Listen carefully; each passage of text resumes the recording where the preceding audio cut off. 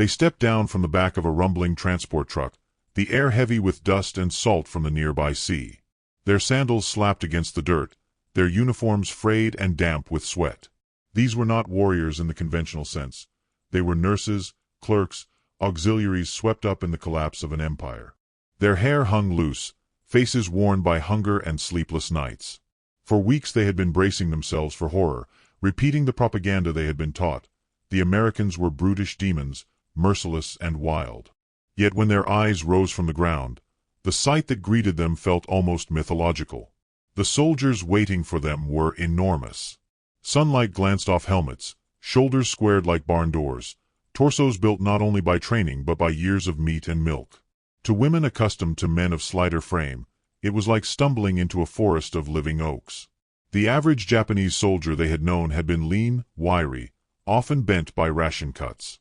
Here, the Americans stood straight-backed, towering by half a head or more, their voices carrying across the yard with a deep timbre that seemed to vibrate through the earth itself. One young nurse, barely in her 20s, covered her mouth with a hand as though to stifle a laugh. It wasn't amusement so much as disbelief.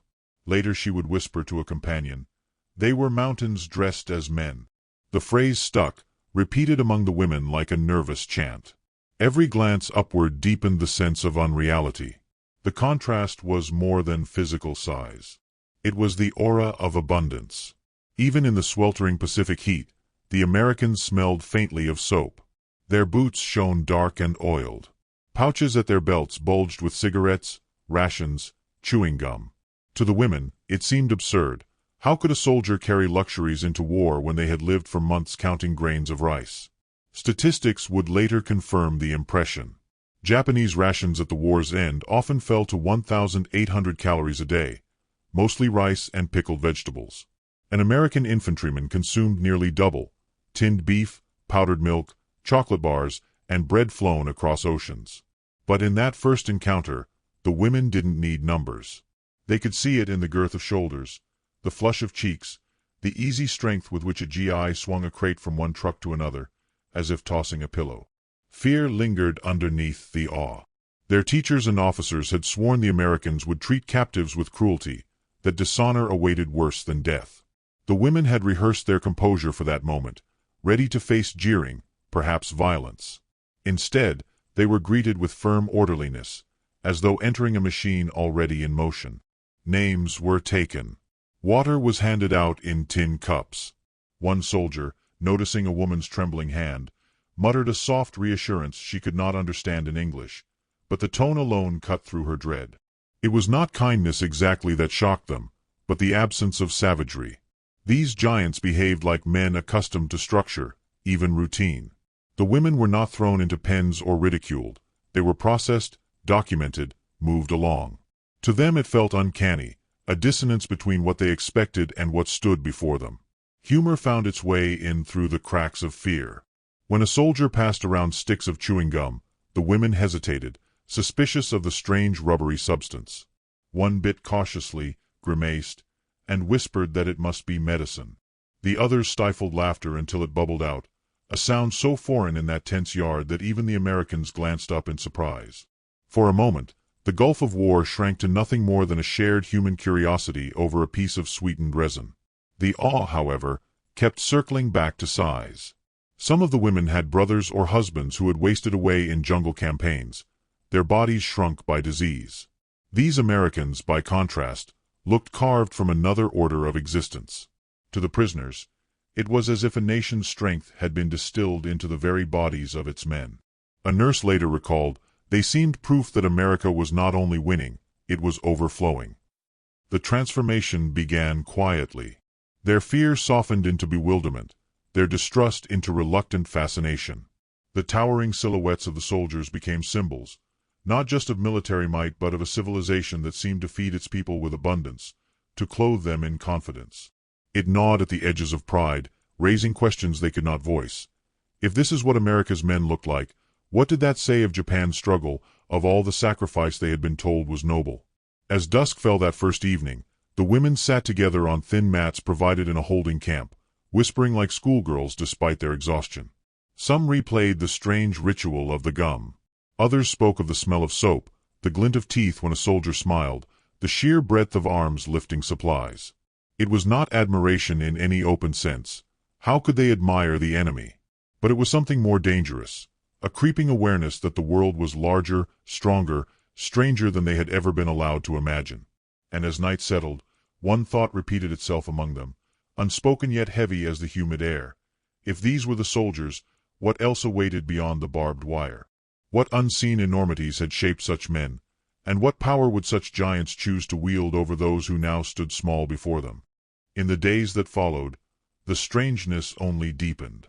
What began as a shock of stature grew into a revelation of scale, an entire system embodied in the men who towered above them. The Japanese women, now settled in the confines of an American-run camp, watched as their captors moved with a kind of casual rhythm. To them, it was not merely the strength of individual bodies that unsettled. It was the realization that each soldier was but a fragment of something far larger, an empire whose abundance spilled into every gesture. The camp itself was orderly, its fences taut, its barracks clean. Meals arrived at regular hours, steaming trays of food that seemed extravagant to eyes trained on scarcity. Rice was present, but alongside it came bread baked fresh, canned meat that glistened with fat, powdered milk whisked into pale froth. The women, once resigned to hunger, now faced the torment of plenty. They whispered at night about the smells, roasted beans, fried bacon, sweet chocolate, scents that haunted their sleep as much as memories of home. It was not just food, it was a statement carved into the senses.